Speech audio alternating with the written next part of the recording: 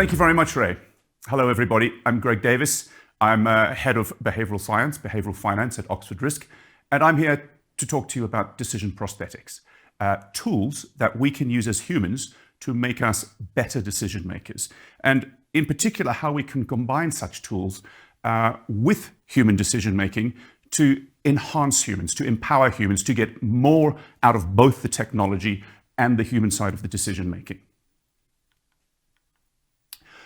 I'm going to start with something that is a very long way from finance. This painting here is a painting of a scene from Homer's Odyssey. So we're delving back into 3,000 years of literature here.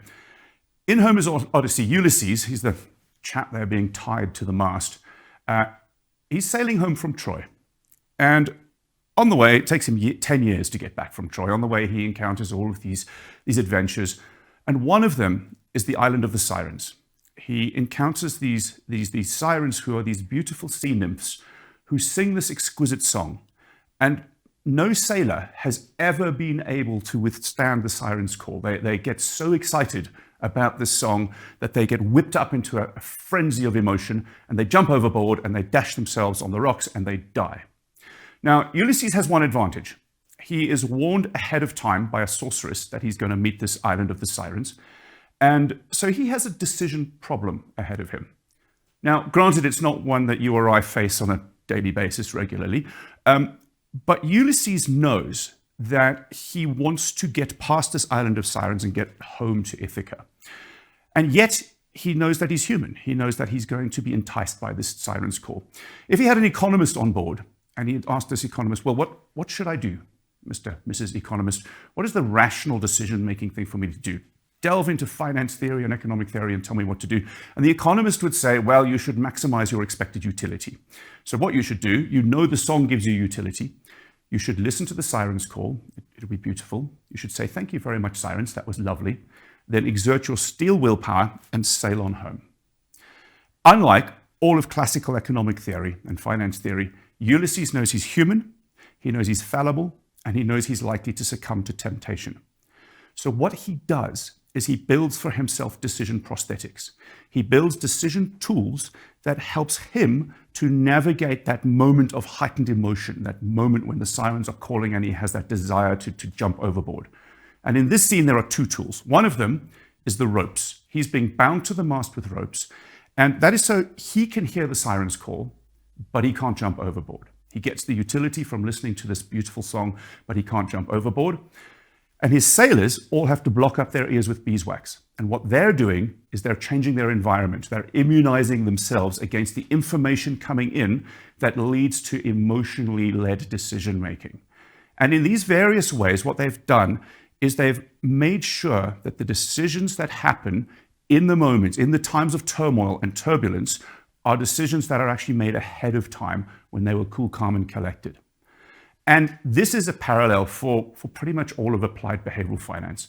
There is in every financial decision we make a gap between the decision that is right for our financial objectives, typically our medium or long-term financial objectives, and the decision that feels emotionally comfortable to us in the moment. These two things are often poles apart. The thing that feels comfortable is often something that is very costly to us. And so we need to use technology. We need to build our decision prosthetics, our modern day equivalents of the ropes and the beeswax to help us navigate the sirens. Now, very quickly on Oxford Risk. So I am head of behavioral finance at Oxford Risk. Oxford Risk, as the name might indicate, is a spin-out of Oxford University, set up by some senior decision science academics some 20 years ago. What we do is we build software. We build decision prosthetics, combining behavioral finance, decision science, quantitative finance, and technology. And all of this is in the service of one thing: help people make better financial decisions throughout their lives. And I'm going to move on now to how I think we can use this technology to make better decisions as advisors and indeed as investors. Now, the first thing that tends to worry people about this is technology is going to displace humans. It's going to somehow be used instead of humans. And I think that that's the wrong way of looking at it. What we're looking for is technology that empowers humans and makes them more effective. And I want to use an analogy from medicine.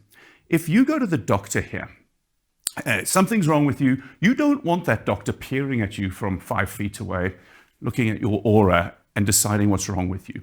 You want to make sure that the doctor is using every bit of technology at their disposal to accurately diagnose you. There is a difference between diagnosis and prescription. And in the diagnosis process, if you need the MRI scan, you want the MRI scan. If you need blood tests, you want the blood tests. Indeed, actually in the diagnosis process, the less human that is involved, the better. Because what you don't want all the bias and noise that comes with human decision making, you want accuracy. However, the blood test doesn't tell you what to do about your diagnosis. That is about prescription. And prescription is a very human-led thing. It's a very values-based thing. The right course of action for you, for two people with the same diagnosis, may be completely different, depending on how old are your kids right now? At what stage are you in your career? Are you the sort of person who can manage this through better diet or exercise, or do you need to go under the knife and have an operation right now? These are decisions that are very, very personal, very human-led, very values-led. And the machine the technology has a part to play in this, delivering accuracy and efficiency, and the human has a part to play in this, helping to navigate the decisions and the values and the empathy. And it's only when we bring them together that we really get truly effective decision making. Now, in the advice process, it's quite similar. There is a difference between diagnosis and prescription. And we, if we're going to be good advisors, want to use as much technology in that process to make us more effective, more efficient, less biased, less error prone, but making space for the human advisor to be the most effective individual that they possibly can be with the values and the empathy that implies. Now, figuring out the right answer for someone's financial circumstances is vastly complicated. If I really want to give someone the right financial answer, I need to know about their risk tolerance. I need to know their preferences, their psychological willingness to trade off risk and return in the long term. I need to understand their financial ability to take risk right now, their risk capacity. And that involves processing information from their balance sheet, their assets, their liabilities, their cash flows, their spending, their income, their retirement date, the time horizons. It's hugely, hugely complex. There are many moving parts. And we also need to understand that individual's knowledge and their experience and their capability of making these decisions. And that bottom of the pyramid that you see there, these are all parts of the regulatory framework all around the world. Risk tolerance, risk capacity, knowledge and experience that we really need to understand fully. Many, many moving parts. The bit that tends not to fall under regulation, under the regulation is behavioral capacity. Because knowing the right answer for your financial needs is seldom enough to get people to actually do it. We also have to consider people's financial personality and their psychology. Now, the reason we put all of that information together, and then we still have to calculate what is the suitable risk level, what is the quantitative risk range that implies, which asset allocations are right. Increasingly, we have to think about overlays of sustainability and preferences for that. Very, very complicated. And this means that humans start to get it wrong in various ways, because as humans, we're quite bad at juggling multiple moving parts consistently and coming up with a consistent answer in a few different ways. The first one is accuracy. If I need to know someone's risk tolerance, it has to be accurate. I'm going to build for them on that basis a portfolio they will be holding for the next 15 or 20 years. And if I get that wrong, I've got a real problem. And so we have to use technology, psychometric tests, in order to get this absolutely right. If you simply ask people, what is your risk tolerance? What is your willingness to trade off risk and return in the long term? You'll get an answer, but it won't be an answer to the question you've asked. It'll be an answer to the question, how do you feel about risk this morning? And how you feel about risk this morning is a very bad basis on which to build for someone a long-term portfolio. And we need to be very careful how we test this. I'm going to give you one example here. This is an example from a peer-reviewed academic paper, actually from more than 20 years ago. And the example is this. You've made an investment. The company you invested in has gone bankrupt. Your investment was $6,000. And I use dollars because that was in the original paper. You've given two alternatives to recover your money. Do you choose A or B? If you choose alternative A, you get $2,000 of your $6,000 back for certain. And if you choose B, there is a 1 in 3 chance you get all 6,000 back, or a 2 out of 3 chance you recover nothing. Now, think for yourself which of those you would choose. Experimentally, when this was given to a group of people, they demonstrated that 92% of people go for A. So people, a bird in the hand is worth 2 in the bush. People prefer the security of the 2,000 for certain, rather than a probability equivalent of one third of 6,000. Now that's interesting. Not that interesting, perhaps. It seems quite intuitive to us. What you often see is risk profiling tools that use these questions, because you might think, if I ask people enough of these questions, I get a very accurate measure of what their risk tolerance is.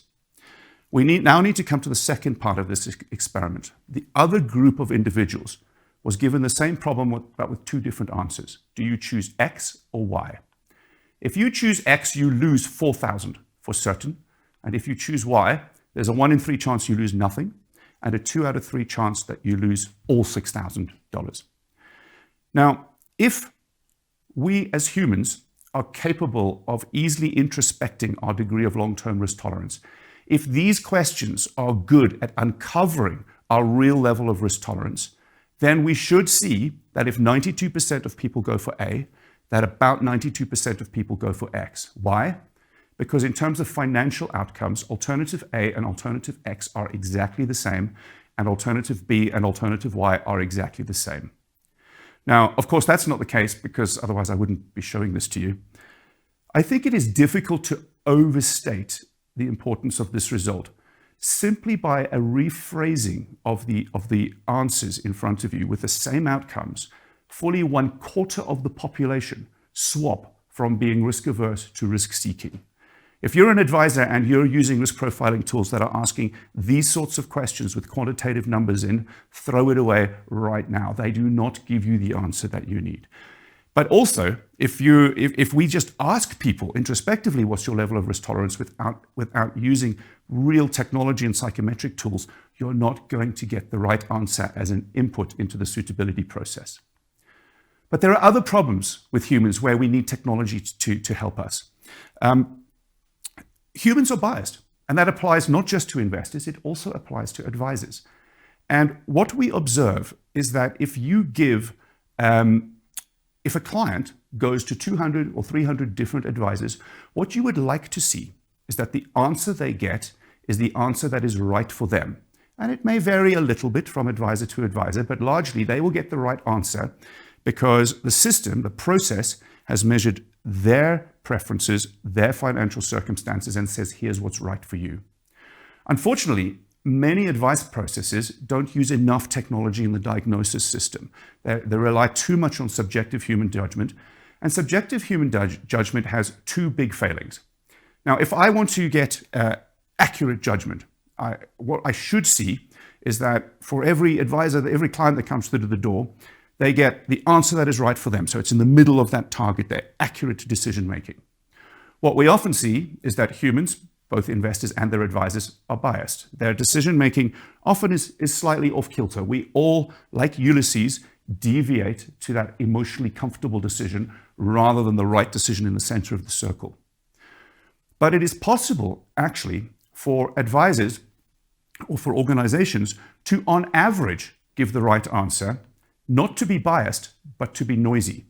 And in this situation, you've got somewhere where, actually, on average, my clients are getting the right answer, but every single client as an individual is getting the wrong answer. And that can't be right? You can't go on average, you're all getting the right answer, but every single one of you is getting the wrong answer. We have to, if we're going to address human subjectivity, we have to address bias as well as noise. And of course, many decision processes are both noisy and biased. We did a study in 2021, actually with Momentum. So there's a picture of the cover of that, where we put hundreds of advisors through case studies. We fed them case studies about individual clients and said to them, for each of these case studies, I believe there are 6 clients that each advisor got, said, you've pretty much got all the information you need to figure out what the right answer is. Now tell us, how much risk would you give to this client? What is the equity proportion you'd give them? And what we saw is enormous amounts of noise. Human decision processes are all over the place. The 200, 300 advisors gave answers that were wildly different. And that means as a client, if I go to an advisor and that advisor is not using technology to drive consistency, it's a lottery. The answer I get is not going to be the answer that's right for me. It's going to be the lottery and the gamble of which advisor I happen to have stepped in front of. So we need technology in the diagnosis process to drive consistency. And the last thing is we need technology to juggle the moving parts and to put them together well. This is an illustration of the tools that we have in Oxford Risk, where we measure all these things: risk capacity, knowledge and experience, risk tolerance, behavioral capacity. And we use the algorithms to bring all of these things together consistently. So you can have a client who comes out and on a scale of what risk should you have? From very low to very high, client comes out medium. And cue some sniggering at the back, everyone goes, aha, everyone always comes out medium from these tools. Well, in a sense, more people should come out medium because there are fewer people who are extremely low risk tolerance and fewer people who are really extremely high risk tolerance. But the important thing is, why does this person come out medium? Where does it come from? And have I taken into account consistently every piece of information in the process and put it together in a consistent way with a full audit trail to explain why this client is medium if they are medium? So here you have an example of an individual who actually starts out with a medium low risk tolerance. But because maybe they are young and high earning and they have 30 years of accumulation left ahead of them before they retire, their risk capacity, their financial ability to take risk right now is super high. So that should pull the suitable risk level up. And then we need to account for knowledge and experience. Perhaps this person is completely new to investing. So we pull it back a little bit in order to give them a comfortable ride and unlock risk gradually over time. And lastly, we need to consider behavioral capacity. If I take someone who's very low composure, they're a naturally anxious person, and I give them a high-risk portfolio, I'm inviting that gap, that siren call, the gap between the right portfolio and the emotional portfolio. I'm inviting in a raft of emotional decision-making, so we adjust for this. This is something that is very difficult for human advisors to do consistently. It's juggling huge numbers of moving parts. We have to put it together consistently, come out with the right answer, and have a digital audit trail. So technology can help advisors be more consistent, be more accurate, and to be more efficient because it's taking away all the number crunching that is really time consuming for humans. This is not the technology replacing the humans because this is all the diagnostic phase of things. What it is doing is freeing up the human time to focus on the stuff that the humans can really do more effectively than humans, the prescription side of that process. Because beyond identifying the right answer, the technical right answer for someone's finances, we also have to recognize that people need comfort. If they're going to make good decisions, if they're going to follow through on this answer, it's not enough to say, here's the right thing to do. You have to make them comfortable moving towards it. And the nub of the problem from a behavioral perspective is almost all financial theory and suitability systems and regulations are designed under the assumption that we're all this chap, that we're all Spock from Star Trek. We process data rationally, we think completely rationally, we are unaffected by emotions. And the reality, of course, is not true. We are constantly affected by those sirens. We are constantly pulled off course. Some advisor may have the perfect right answer for me, and yet if it makes me nervous, I will sit with half of my wealth sitting in a savings account in cash for the next 20 years, and it will be enormously costly to me. And we know this is costly. There have been literally hundreds of studies in all sorts of different ways in the behavioral literature over the last 50 years or so. Many of you will have seen some version of this before, the cycle of emotions. It doesn't matter where you are in your investment cycle. At every single point, there is a siren of some sort that Spock would be immune to, but you or I are not. And some of those are sirens that happen when you invest. They lead us to pay too much attention to the short term. They lead us to trade too much. They lead us to buy high and sell low. For many investors, actually, the biggest behavioral cost is not what you do when you invest. It's simply the fact that for most people, they fail to invest early enough and enough. They sit with cash doing nothing year after year after year, and it is enormously costly over time. So for failure to invest is often the largest behavioral cost. But then, of course, we have other ones, when the tendency to buy high, the tendency to put more money into risky assets or into the markets when we feel comfortable, when times are good, and to pull money out when our emotional liquidity runs dry in times of crisis. We sell low. Now, you don't need me to tell you that to be a good investor, you need to sell low and buy high and not the reverse. But the sirens lead us to do the opposite. The sirens of the fact that we're not Spock means that we all, at every stage along this investment cycle, we deviate from the answer that is right for our long-term financial needs. And we do so in order to buy emotional comfort. We like to feel comfortable along the journey, and it is costly. I think it is fair to say, if we look at all the evidence, that the average investor, if I combine the costs of sitting in cash, doing nothing year after year after year with a large chunk of my wealth, plus the costs of overtrading, bad timing, buying high, selling low, selling in a panic at the bottom of the crisis, sitting out after I've sold out while the markets go back up again. The average investor, it is fair to say, gives up about 3% of returns on their total investable assets per year on average. Now, that is an absolutely vast amount of money left on the table simply because of our human tendency to want to do what feels comfortable in the moment. And this is where this is where the prescription process comes in. The human empathy, the human ability to deal with ambiguity, supplemented by the technology to tell us what the right answer is, and the technology, and I'll get onto this now, to help the human advisor triage their time and understand the psychological variables more accurately, can help us recapture a lot of that 3%. It means that the clients, the investors, grow their wealth far faster over time. But also, for the advisor, it means acquiring more assets under management, because we help people overcome the reluctance to get their cash out of the savings account into the markets. And it helps them to stay invested through the ups and downs of the turbulence of the market. So it's beneficial for the clients vastly, and it's beneficial for advisors. Now, if we want to get good returns, the traditional Spock solution says, okay, you want to have an upward sloping line over time, and you're Spock, so we'll just put you in the financially efficient, the risk-return efficient portfolio. It is impossible to get good returns without taking risk.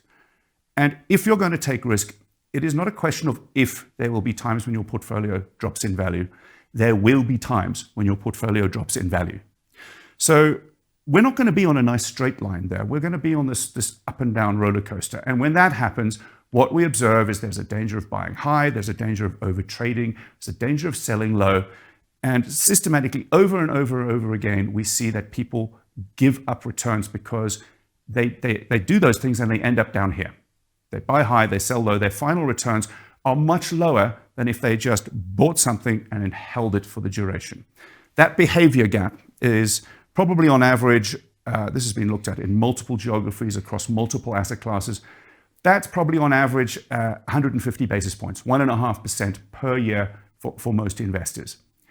Now, when you consider that a buy and hold strategy, just putting your money in, leaving it alone, and then popping up 20 years later to see how have I done, once I'm in the markets, that takes nothing more than complete ignorance to execute that strategy. In fact, the more ignorant I am, the better, the less tempted I am to get involved. The fact that the average investor underperforms complete ignorance by 150 basis points per year tells us something about how powerful these sirens are in our financial markets. And what we want to do is to go, there is absolutely nothing rational about pursuing an efficient risk-return, theoretically efficient process if I'm Ulysses, if I have the knowledge that I'm human and I'm fallible. There is nothing rational about trying to pursue that top line there to get the best, most efficient returns I can, because I know that I'm human and I know that along the journey, I'm going to deviate. What we need to do is to find ways in the prescription process of helping people to smooth out the highs and lows, the emotional highs and lows, We need the beeswax in the ears to try and mute the emotional responses. And that means we get on a different line. We get on a smoother line. Now, you'll notice it doesn't end up quite in the same point. I'm giving up something. Ulysses gave up something when he got tied to the mast. The sailors gave up something when they put beeswax in their ear. But we can think of that as emotional insurance. It is much better to step away a little bit from the theoretically perfect portfolio and get to the best realizable outcome for you than to pursue some idea of theoretical efficiency and end up incurring that whole behavior gap. And that's where the technology and the tools come in the prescription process, is to help advisors understand, how do I most efficiently buy emotional insurance, buy emotional comfort for each investor along the journey, because every one of us is different. We all have our own financial personality. And some advisors are very, very good innate psychologists. And if they've known their clients for a long time, they know exactly what to say to each client at each point in the journey. But some advisors are not great intuitive psychologists, and even those that are may have new clients that they don't know very well. So again, we can use technology to help advisors more effectively place their time, their effort, and their focus, and help advisors to understand, what do I say to each client at each point along the investment cycle, so that I help them to get invested and stay invested. And if we do that, what we're effectively doing is we're taking the most expensive part of the advice process, the human time, and we're making it more effective and more efficient. Now, there are many ways of helping people to pursue better financial decision making. Whole rafts of behavioral interventions. This problem of giving away 300 basis points per year because of reluctance and the behavior gap, we need to fix it, but it is inherently a behavioral problem. It is about the emotion, it's about people pursuing what is emotionally comfortable. Traditionally, governments in particular and regulators have taken two approaches to this. If I want to help people make good financial decisions, confident and informed financial decisions, I need three things, and we have those three columns there. There is the knowledge. I need to have some understanding of what a good decision is or isn't. I need engagement. I need to care. I need to see this as today's problem and not leave it to solve the problem next year or the year after or the year after. And finally, I need not only to know something about what the right answer is, I need that emotional comfort to follow through on it. And traditionally, what has happened is we started with disclosure. The idea is people don't make good decisions because they haven't been given enough information. So what we will do is we will make all banks disclose reams and reams of information, 40 pages of footnotes in font size 2.5 at the end. And once everyone's given the information, they will now become rational and informed decision makers. Now, what does that do for knowledge? Nothing. What does it do for engagement? Nothing. What does it do for emotional comfort? Nothing. So disclosure really does very little to improve financial decision making. The next thing that particularly politicians always reach for, education. Financial education is the answer. The problem with this is it's very expensive for a start, and all of the evidence suggests that traditional classroom-led financial education does actually little or nothing to actually affect downstream behaviors when it matters, when people are actually making the financial decisions. It's not to say that we are against financial education, but the evidence would suggest it is a very expensive way of achieving very little. Which leads us on to the behavioral interventions, these behavioral tools, which fall into roughly two categories. There are nudges, things that I do to change the choice architecture, to tweak the way I present information to people. You saw that earlier in that example of the $6,000. You tweak the language, you tweak the way choices are presented, and you, without people actually having to be engaged, you nudge them towards the better solution for them rather than the worst solution. And there are some wonderful success stories from this. Automatic enrollment into pensions. Left to their own devices, we know that people simply cannot or will not engage with their pension decision making. But If we, and this has been built into legislation in many countries around the world, as it's been hugely effective in the US and in the UK.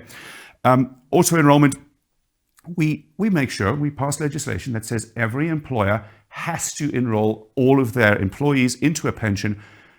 They're not forced to, they can choose to opt out, but the starting point is you're in, and it's been massively effective.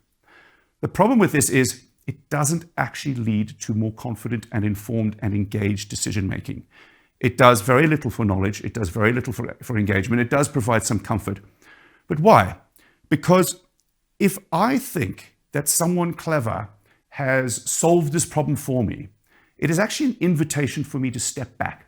I don't have to inform myself anymore. I'm auto-enrolled, the government has solved the problem for me. I don't have to engage.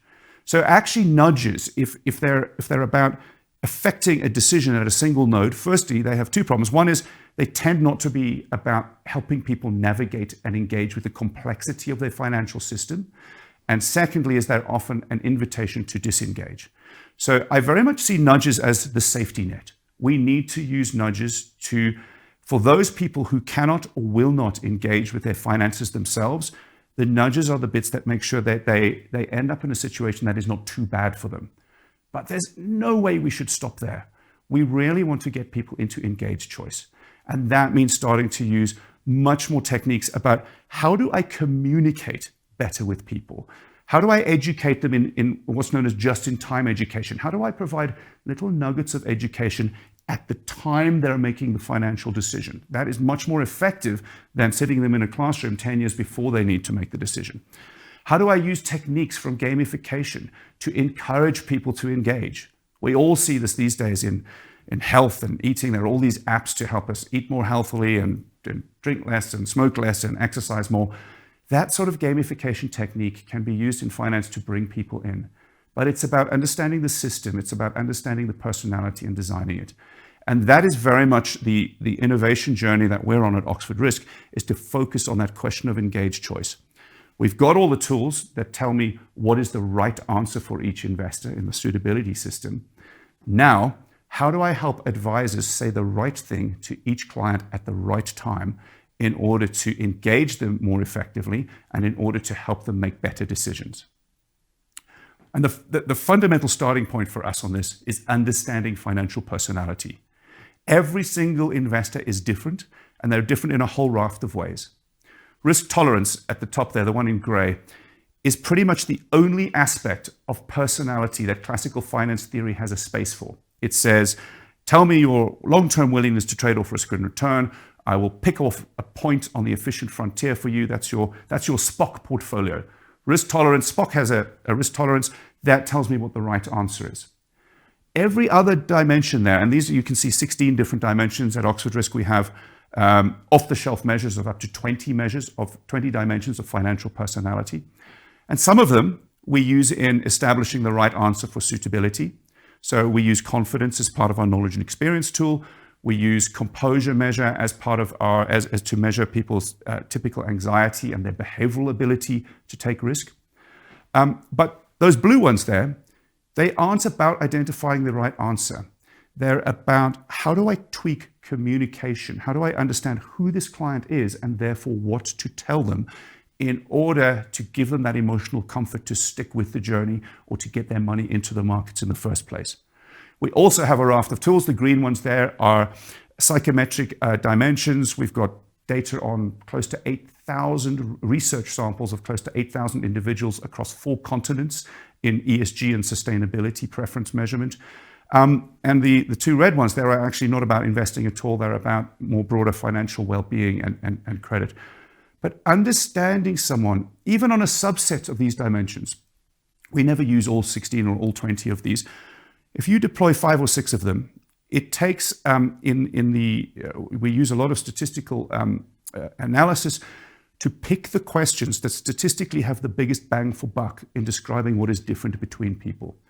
So with about 90 seconds of client engagement time with a simple questionnaire, we can provide very accurate, stable measures of financial personality on 5 different dimensions. And once you know that, you have an extremely rich source of information in order to understand what do I do differently for this person in a raft of different use cases. Let me just give one example. Composure.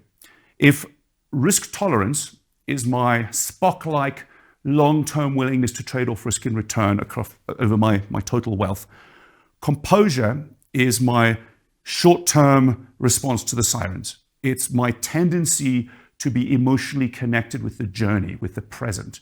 And it is possible to have people who are extremely high risk tolerance, but nonetheless are anxious at every moment along that investment journey.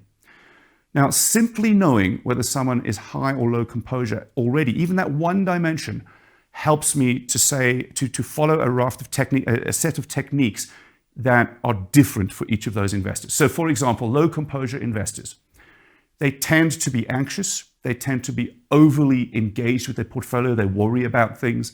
These are the people who are picking up the phone to talk to their advisors every morning.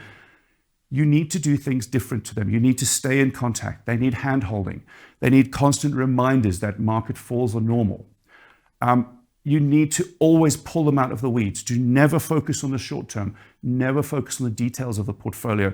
Always go back to the big picture in the long term. Make them feel comfortable. This is part of the beeswax in the ears.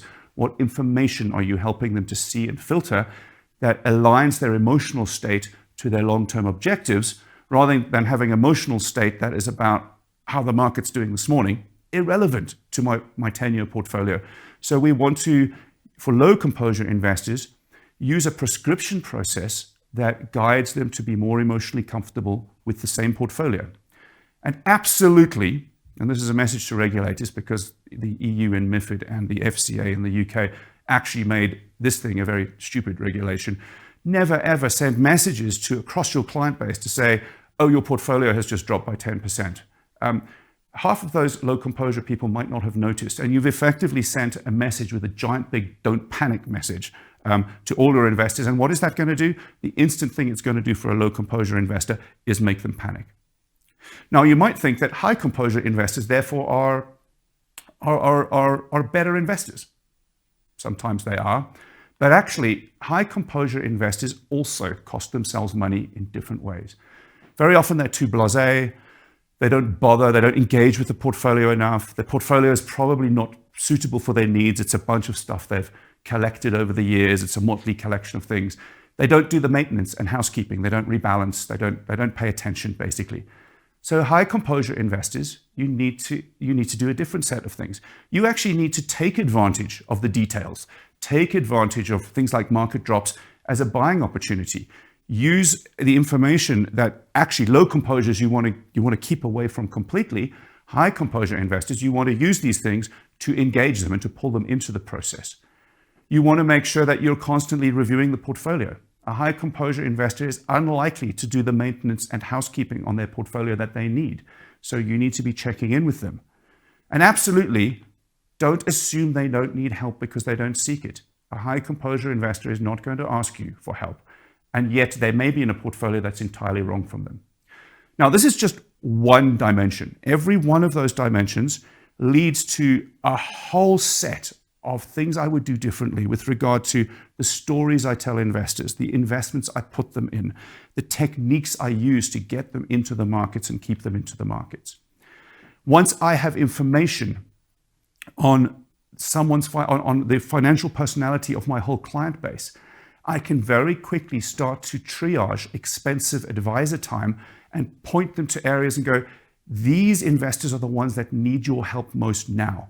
As an advisor, don't spend your time talking to this set of clients right now. They're fine. They're not going to do anything wrong. So here, these are actually percentages from a real client of ours.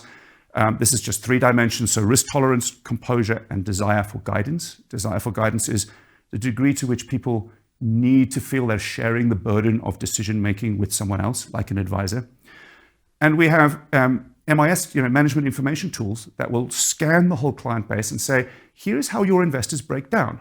So for example, this 3% there, the people who are particularly high risk tolerance and low composure, the 2% in the middle also have that combination, but we'll get to that.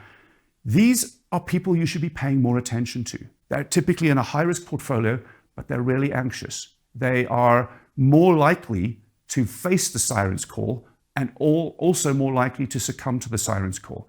You need to carefully manage the information you're presenting to these people much more than you will with others. In a sense, this is a kind of behavioral vulnerability. And a lot of regulators around the world are now paying much more attention to client vulnerability. But if we have this information, we can start to serve clients much, much better in that prescription process. These 2% in the middle, you really, really need to stay tight with, because these are the ones who have that desire for guidance. The value of spending time with those clients is much, much higher than the value of spending time with any other client. So as an advisor, if I've got technology to measure financial personality and tell me how to communicate with these clients, tell me how to use my time better, I'm going to be able to serve more clients, get higher assets under management, and keep the assets under management there. And it will not only be in my interest as an advisor, I'm doing a beneficial thing for my clients as well. We've been looking at now financial personality across multiple dimensions, and this is a very simple breakdown, three different dimensions and a percentage breakdown. We can use sophisticated statistical analysis, cluster analysis, across populations. This is data from, I think, 4,000 different investors.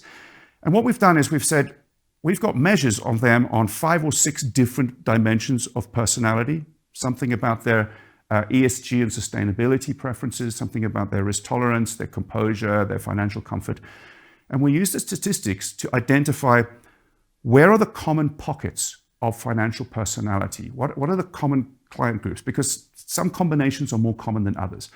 And if I know that, I can start segregating my clients, segmenting, behavioral and attitudinal segmentation, which means I can design my propositions better. It means I can start designing marketing messages for subgroups of people.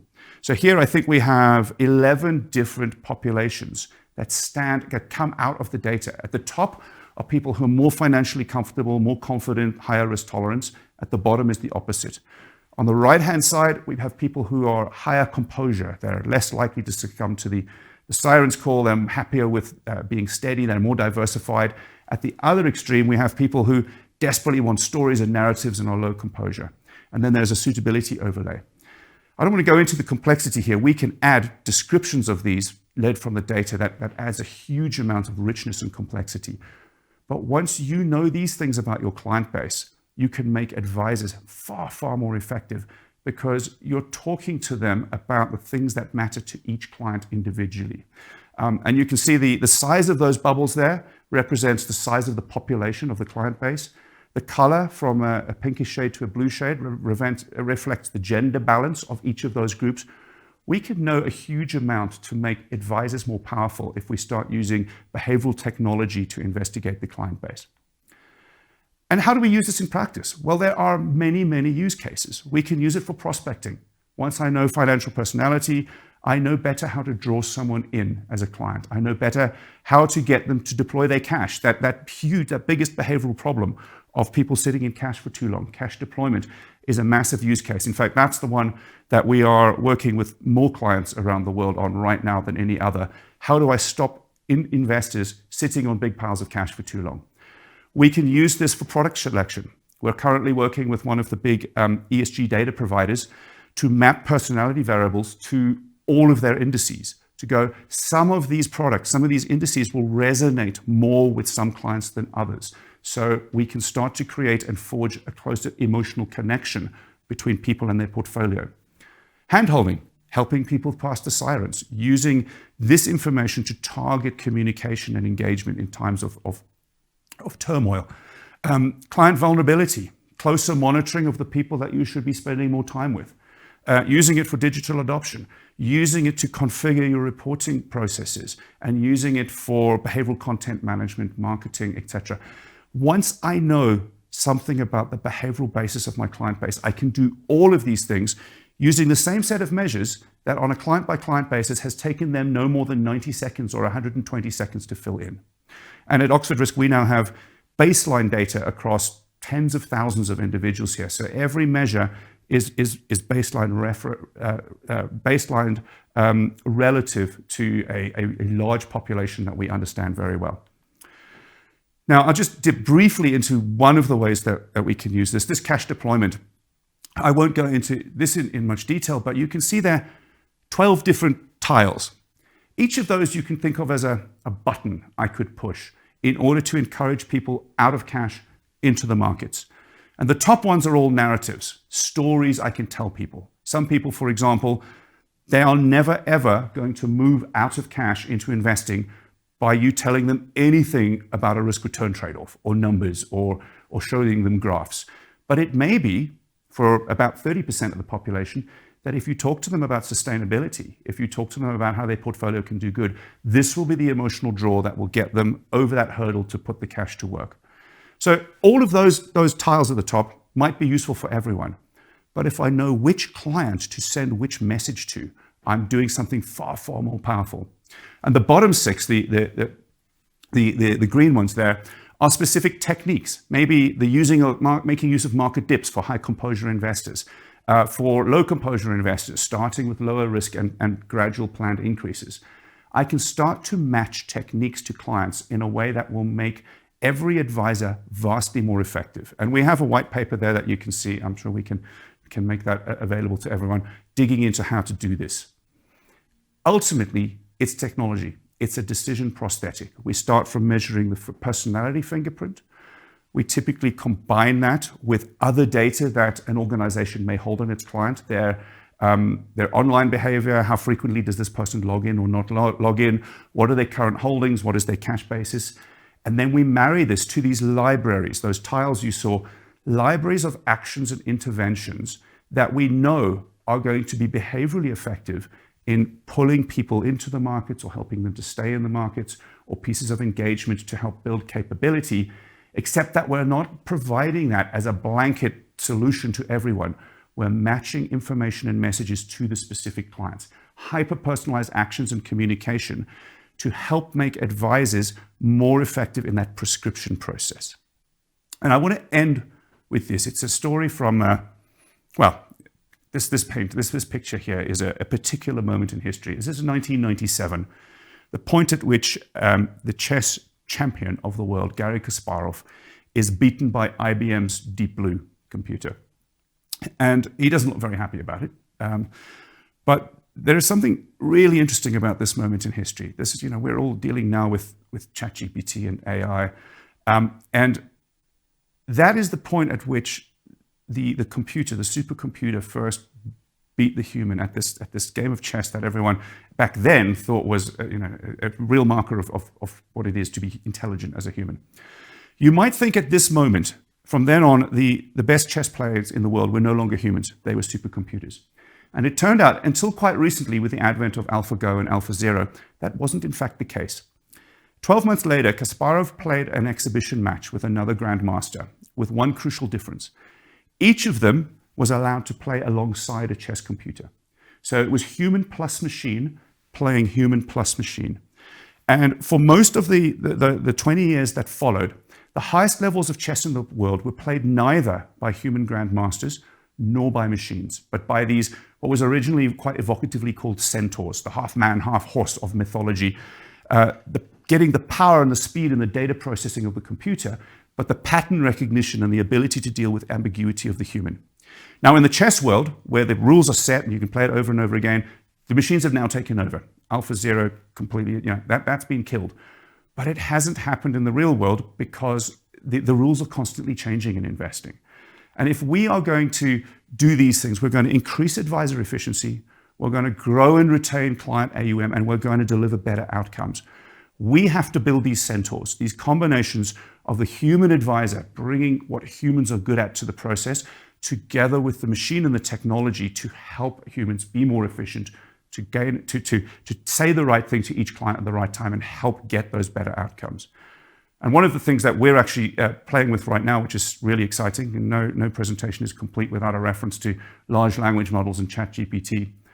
But imagine as an advisor, I have something, I know I want these 3 bullet points to go out to my client base, but I know I have 12 different client personas. So I write down a fairly neutral version of that bullet point, and at a touch of a button, I can get a ChatGPT-like model to personalize that for 12 different groups of clients at the push of a button, delivering personalized emails so that I can deliver the same message at scale in a very personalized way. And I think we're very close to being able to do that in the advice process.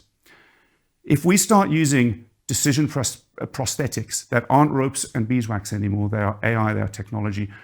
We have to remember the serenity prayer of AI. Grant me the serenity to accept what computers do better than people, the courage to let people do what they do better than computers, and the wisdom to know the difference. And if we get it right, we can build a combination of human and machine, advisor and machine, that is the centaur, has the speed, the strength, and the power of the horse, and the ability to deal with ambiguity and values as a human. And if we get it wrong, we get the very much less useful reverse centaur. Thank you.